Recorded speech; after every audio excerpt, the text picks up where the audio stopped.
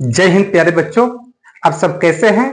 मैं आपका विनय sir best online classes में आप सभी का स्वागत करता हूं और उम्मीद करता हूं कि आप सब अपने एग्जाम की तैयारी बहुत ही अच्छे से कर रहे होंगे।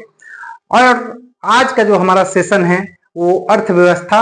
अर्थव्यवस्था इससे पहले हम लोग 2 सेशन पढ़ चुके हैं, 2 क्लास उसमें हो चुका है, जिसमें हम आपको निम्नलिखित जो टॉपिक थे उसके बारे में पढ़ाए हैं। जैसे पहला हमारा था अर्थव्यवस्था, उसका परिभाषा पढ़ाए हैं, आर्थिक क्रिया पढ़ाए हैं, अर्थव्यवस्था का संरचना पढ़ाए हैं। संरचना के आधार पर अर्थव्यवस्था को 3 क्षेत्रों में बांटा गया था, वो बताए थे। जैसे प्राथमिक क्षेत्र था, द्वितीय क्षेत्र और तृतीय क्षेत्र। उसके बाद जो हम बताए थे नेक्स्ट क्लास में बताए थे कि अर्थव्यवस्था को पूरे विश्व में कितने भागों में बांटा गया है, तो वो 3 भागों में बांटा गया है। यानी अर्थव्यवस्था के 3 प्रकार होते हैं। पहला था पूंजीवादी अर्थव्यवस्था, दूसरा था समाजवादी अर्थव्यवस्था और तीसरा था मिश्रित अर्थव्यवस्था। उससे आगे आज हम लोग पढ़ने वाले हैं लोग। आज का जो हमारा टॉपिक है वो है अर्थव्यवस्था का विकास। और अर्थव्यवस्था का विकास जो होता है वो कितने चरणों में होता है, तो अर्थव्यवस्था का विकास जो होगा वो 2 चरणों में होता है। एक होता है आर्थिक विकास और दूसरा होता है मौद्रिक विकास। अब देखिए आर्थिक विकास क्या होता है और मौद्रिक विकास क्या होता है। आर्थिक विकास क्या है, मौद्रिक विकास क्या है, इन सभी को देखेंगे हम लोग। लेकिन आज के क्लास में सिर्फ आर्थिक विकास के बारे में देखेंगे। और आर्थिक विकास में कितने चीजें हम लोग को पढ़नी है वो अभी मैं बता देता हूं थोड़ा देर में। आर्थिक विकास के बारे में ही आज सिर्फ पढ़ेंगे और नेक्स्ट जो सेशन आएगा हमारा उसमें मौद्रिक विकास के बारे में पढ़ेंगे। तो उम्मीद करता हूं कि ये जो सब्जेक्ट आप पढ़ रहे हैं उसमें आप लोग को इंटरेस्ट मिल रहा होगा। अगर इंटरेस्ट के साथ पढ़िएगा तभी कोई भी सब्जेक्ट हो, जितना इंटरेस्ट उसमें लीजिएगा उतना अच्छा से समझ में आएगा। तो किसी भी सब्जेक्ट को इंटरेस्ट के साथ पढ़िए, ध्यान से पढ़िए। कोई भी टीचर पढ़ाते हैं, चाहे आप कहीं भी पढ़ते हो, वीडियो हो, ऑफलाइन हो या ऑनलाइन हो, कहीं भी पढ़ते हो, आप ध्यान से किसी भी टीचर की बातों को सुनिए पहले, उसके बाद कोई डाउट रहता है तो आप पूछिए।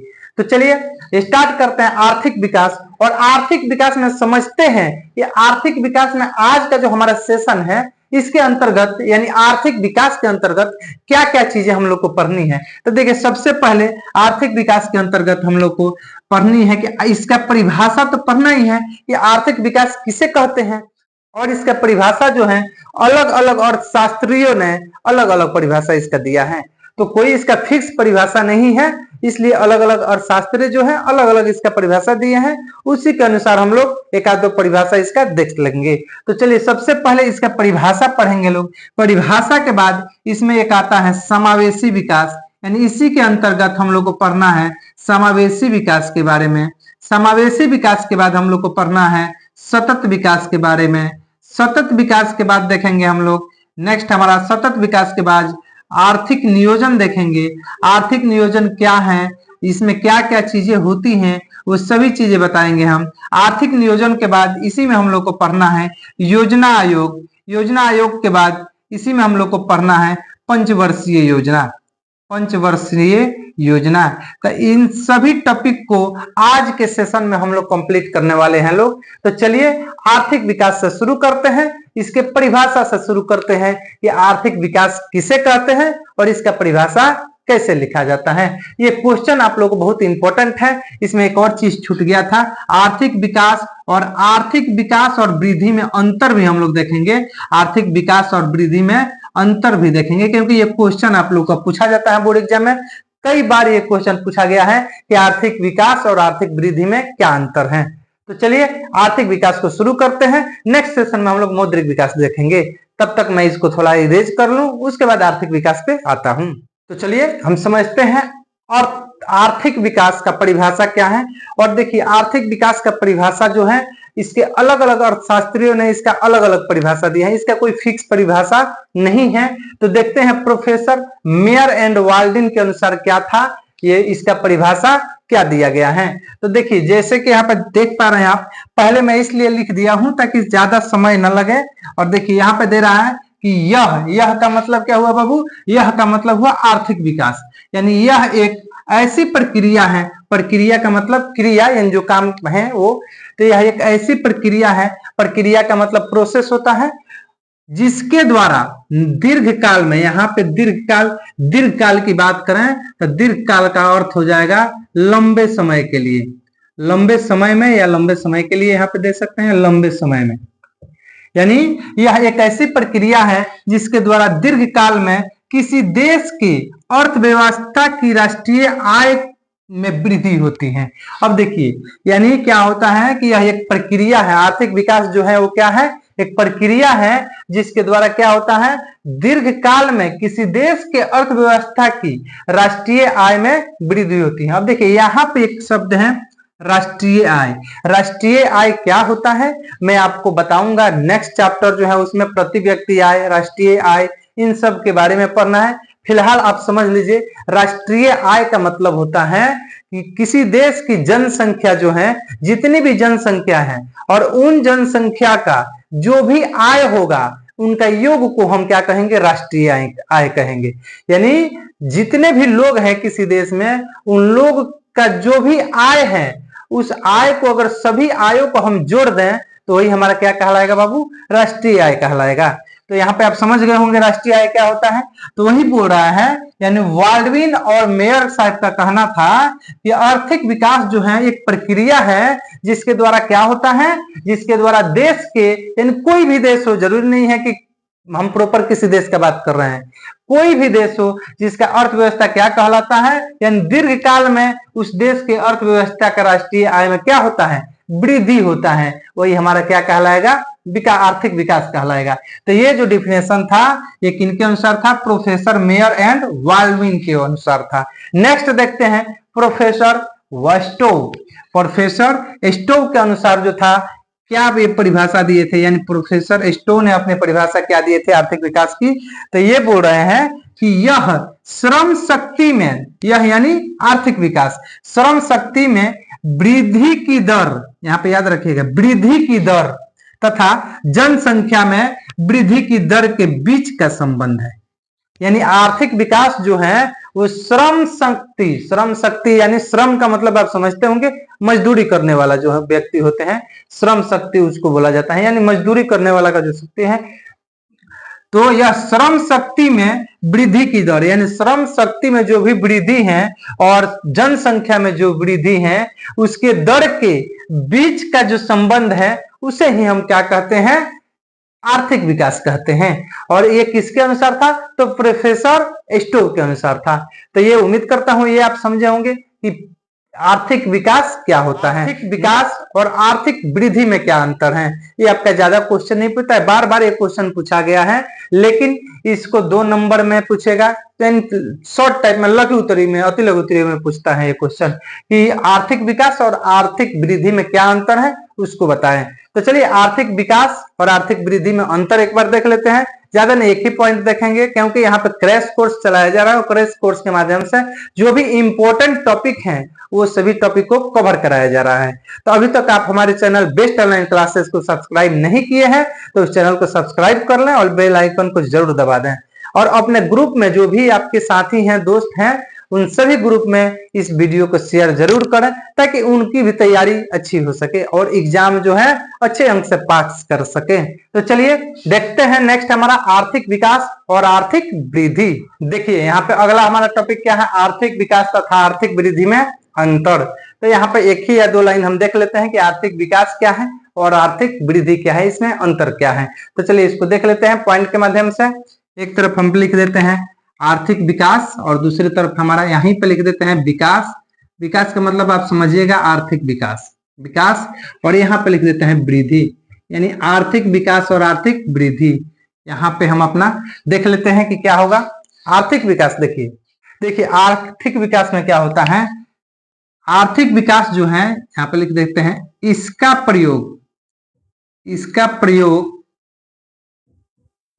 प्रयोग विकासशील देशों के लिए किया जाता है। विकासशील इसका प्रयोग विकासशील देशों के लिए किया जाता है। इसका प्रयोग विकासशील देशों के लिए किया जाता है, यानी जो देश विकास कर रहे हैं उनके लिए विकास, आर्थिक विकास का प्रयोग किया जाता है। यहीं पे देखें तो यहाँ पे जो हो जाएगा वृद्धि में इसका प्रयोग विकसित देशों के लिए किया जाता है। इसका प्रयोग विकसित देशों के लिए किया जाता है। देशों के लिए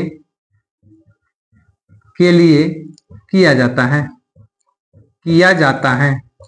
यानी आर्थिक वृद्धि का प्रयोग किसके लिए किया जाता है बाबू? तो विकसित देशों के लिए। अब विकसित का मतलब क्या होता है? विकसित का मतलब होता है कि वह देश जो विकास कर चुका है, यानी जो देश विकास कर चुका है उसे हम क्या कहेंगे? विकसित देश कहेंगे। आर्थिक विकास की बात करें तो इसमें एक और पॉइंट हम लिख लेते हैं कि आर्थिक विकास में क्या होता है, इसमें क्या लिख लेते हैं? यह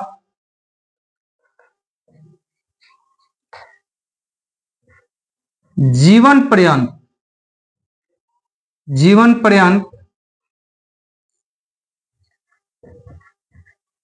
चलने वाली प्रक्रिया है।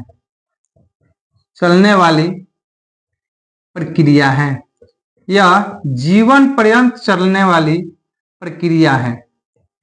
क्या है बाबू? कि यह जीवन पर्यंत चलने वाली प्रक्रिया है। यानी अगर बात करें कि विकास जो होता है, आर्थिक विकास, वो जीवन में हमेशा चलता रहता है, यानी जीवन पर्यंत चलने वाली प्रक्रिया है। लेकिन यह जो है आर्थिक विकास, यह एक निश्चित समय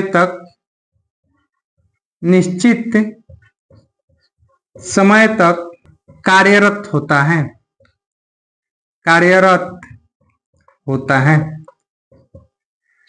तो इतना आप लिख दीजिएगा तो आपका 2 नंबर इसमें से पक्का मिल जाएगा। तो आर्थिक विकास और आर्थिक वृद्धि में हम अंतर देखें कि आर्थिक विकास क्या होता है। इसका प्रयोग, यानी आर्थिक विकास का प्रयोग जो होता है वो विकासशील देशों के लिए किया जाता है, और आर्थिक वृद्धि का जो प्रयोग किया जाता है वो विकसित देशों के लिए किया जाता है। आर्थिक विकास हमारे जीवन पर्यंत चलती रहती है, जीवन भर चलती रहती है, लेकिन ये एक समय बाद क्या होता है? रुक जाती हैं। तो चलिए नेक्स्ट जो हमारा टॉपिक है, नेक्स्ट टॉपिक को देखते हैं, जो कि है सतत समावेशी विकास। नेक्स्ट टॉपिक हमारा समावेशी विकास है, और इसको देखते हैं समावेशी विकास क्या होता है। उसके बाद जब आएंगे सतत विकास पे, फिर आएंगे आर्थिक नियोजन, और वहीं से योजना आयोग, नीति आयोग, इसके बारे में देखेंगे। तो चलिए देखते हैं समावेशी विकास। नेक्स्ट चलते हैं समावेशी विकास। अब देखिए समावेशी विकास क्या होता है। समावेशी विकास बोल रहा है कि वैसी क्रिया, या फिर यहाँ पे वैसे भी बोल सकते हैं कि वैसा विकास या फिर वैसी क्रिया जिससे समाज के सभी वर्गों का विकास हो।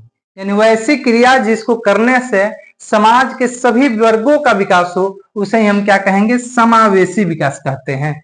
यानी कोई भी काम हम करते हैं और उससे समाज के जितने भी वर्ग हैं या जितने भी समाज के कास्ट हैं, उन सभी वर्गों का अगर विकास होता है उसे ही हम समावेशी विकास कहते हैं। जैसे मान लीजिए सरकार द्वारा जो गवर्नमेंट स्कूल चलाए गए हैं, तो गवर्नमेंट स्कूल क्या है? सबके लिए है। यानी समाज के जितने भी वर्ग हैं, समाज में जितने भी कास्ट हैं, सभी कास्टों के लिए, सभी वर्गों के लिए गवर्नमेंट स्कूल है, और गवर्नमेंट स्कूल में सभी वर्ग क्या होता है? वहां पे जा सकते हैं, वहां पे जाकर शिक्षा ले सकते हैं। तो क्या हुआ? समाज में विकास जो हुआ ये किसके लिए हुआ? सभी वर्गों के लिए हुआ, इसलिए इसको हम समावेशी विकास कहेंगे।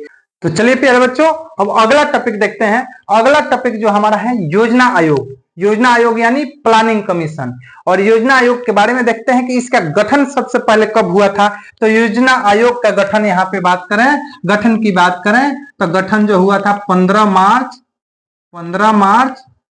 1950 ईस्वी में हुआ था। यानी योजना आयोग का गठन 15 मार्च 1950 ईस्वी में हुआ था। और इसको आप मान लीजिएगा VVI क्वेश्चन, क्योंकि बहुत ज्यादा इंपॉर्टेंट क्वेश्चन है, बहुत बार आपके एग्जाम में पूछा गया है, ये ऑब्जेक्टिव में पूछा जाता है कि योजना आयोग का गठन कब हुआ था, योजना आयोग की शुरुआत कब हुई थी, योजना आयोग शुरू कब हुआ था। तो 15 मार्च 1950 ईस्वी, ये डेट याद रखिएगा, बहुत बार पूछा गया है, और हो सकता है कि इस साल भी ये क्वेश्चन आपसे पूछा जाए, ऑब्जेक्टिव में पूछा जाता है, इतना याद रखिएगा कि योजना आयोग का गठन 15 मार्च 1950 ईस्वी को हुआ था। इसका ये डेट और ईयर दोनों याद रखिएगा, डेट, मंथ, ईयर तीनों याद रखना है, क्योंकि पूरा देता है 15 मार्च दे देगा 1950, 16 मार्च, 17 मार्च, तो कंफ्यूज आप हो जाइएगा। अतः आप याद रखिएगा कि 15 मार्च 1950 ईस्वी को योजना आयोग का गठन हुआ था। अब योजना आयोग के बारे में आगे भी हम जानेंगे कि योजना आयोग का कार्य क्या है और अध्यक्ष कौन होते हैं, और उसके बाद समाप्त योजना आयोग को कब कर दिया गया था। तो देखिए यहां से योजना आयोग का अगर अध्यक्ष की बात की जाए तो योजना आयोग के अध्यक्ष जो होते हैं पदेन प्रधानमंत्री होते हैं। पदेन प्रधानमंत्री का मतलब क्या हुआ? पदेन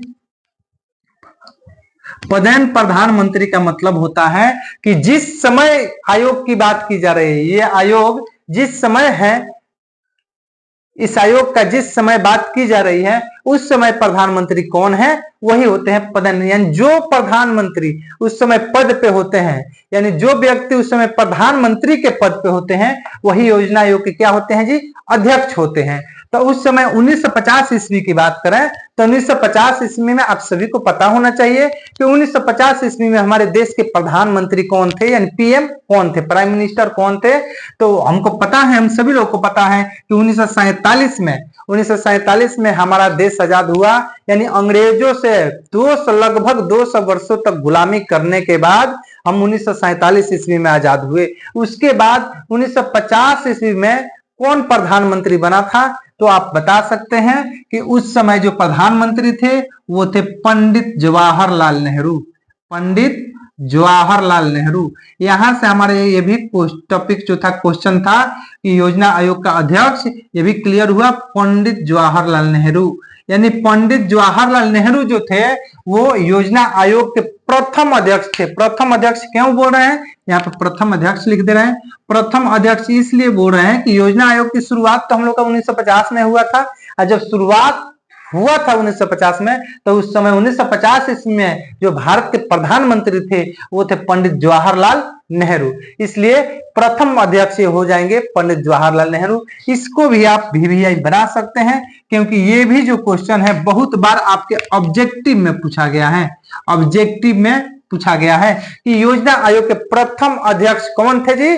तो ये थे पंडित जवाहरलाल नेहरू। नेक्स्ट चलते हैं कार्य। अब योजना आयोग आखिर है ये, तो आखिर इसका कार्य क्या है, इसको क्यों लाया गया है? कोई ना कोई इसका कारण होगा जिसकी वजह से इसको लाया गया है योजना आयोग को। तो योजना आयोग का कार्य यही होता है कि आने वाले यहाँ पे समझिएगा, आने वाले 5 वर्षों के लिए, आने वाले 5 वर्षों के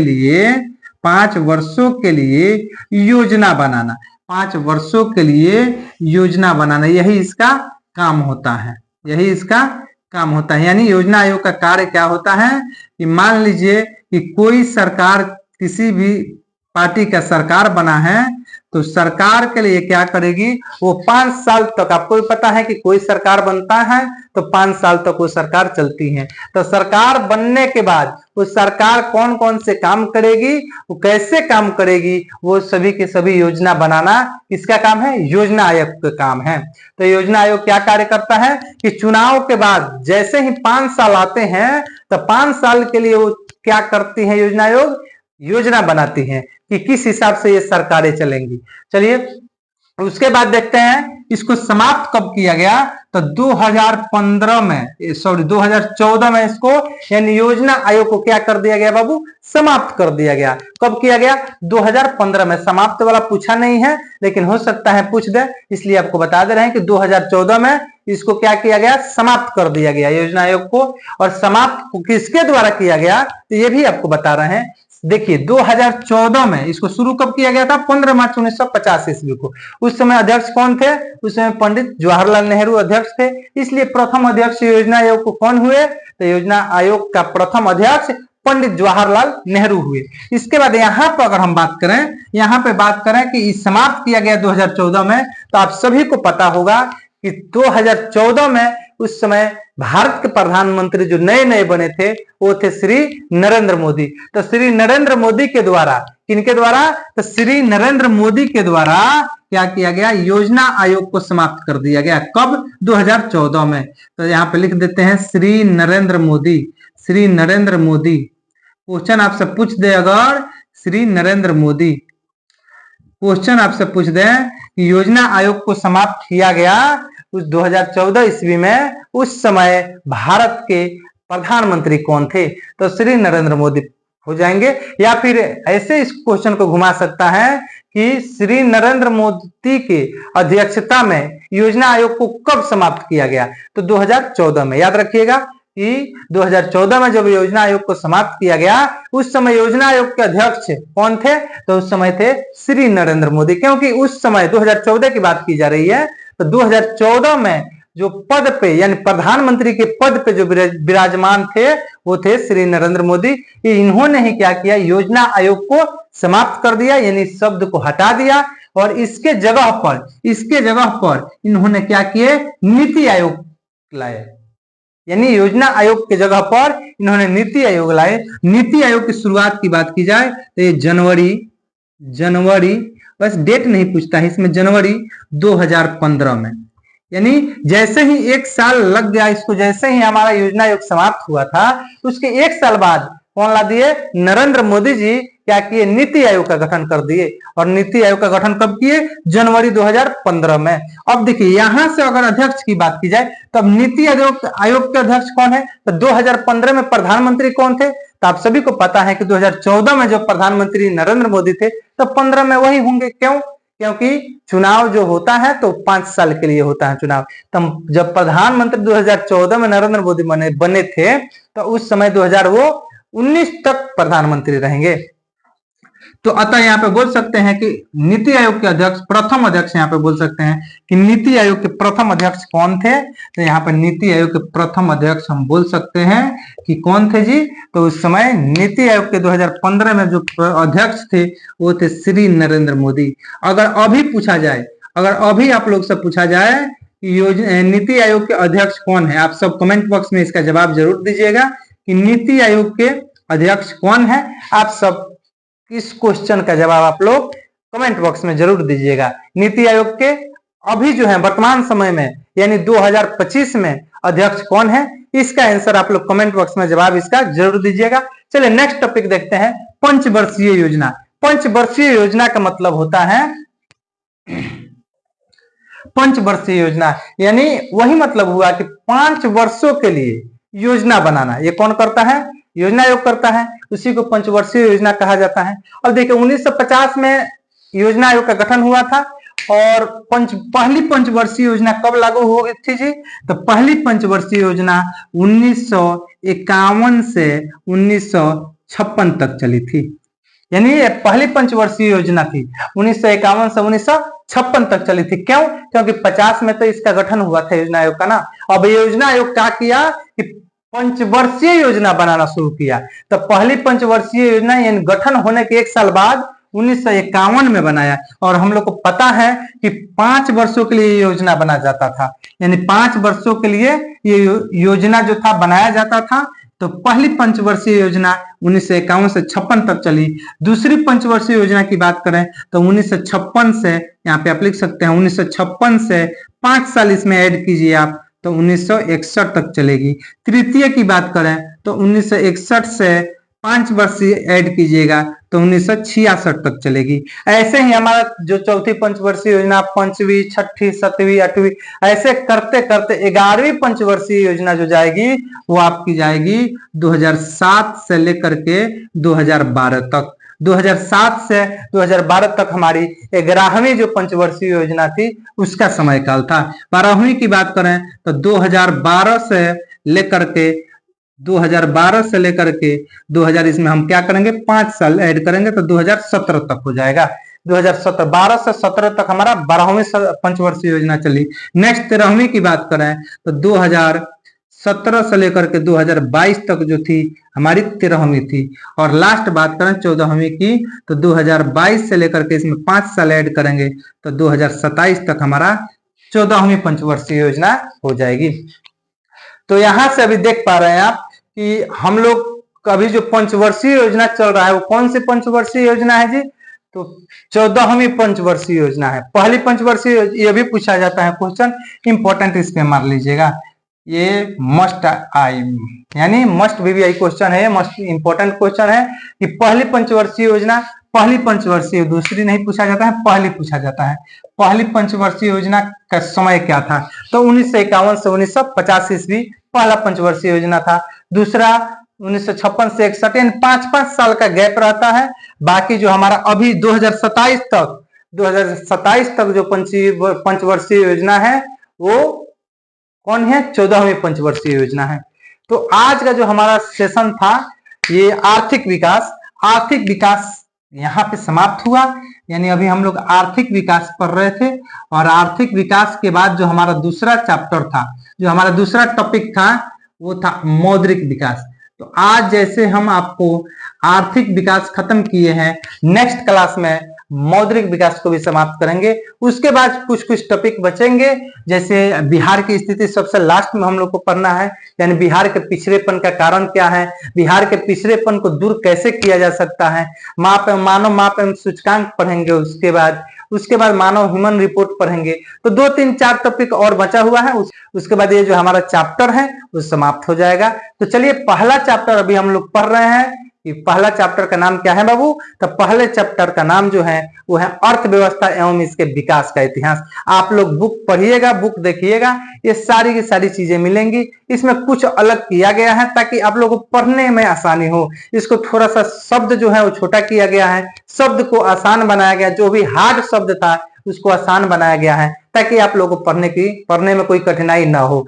चलिए इतना मैं उम्मीद करता हूं कि आप लोगों को ये जो सेशन रहा अच्छे से समझ में आया होगा। और आप जब भी ये वीडियो देख करके पढ़ाई कर रहे हैं तो अपना नोट्स साथ साथ बनाते चलिए। नोट्स बनाइएगा तभी वो ज्यादा दिन तक रहेगा और आप उसको अच्छे से कर पाइएगा। जब भी आप भूलिए एक बार उसको देख लीजिए, भूलने की तो जरूरत नहीं होगी, इतना आसानी भाषा से आप लोग बताया जा रहा है। तो चलिए आज के सेशन में बस इतना ही, आप सबसे विदा लेते हैं। लास्ट में बस एक ही रिक्वेस्ट करते हैं आप सभी से, बेस्ट ऑनलाइन क्लासेस को आप सब सब्सक्राइब जरूर करें, और अब वीडियो जो है इस वीडियो को लाइक और शेयर जरूर करें। उसके बाद अगर इस वीडियो को आप फेसबुक पेज पे देख रहे हैं या इंस्टाग्राम पे देख रहे हैं तो उसको फॉलो जरूर कर लें। तो चलिए आज की वीडियो में इतना ही।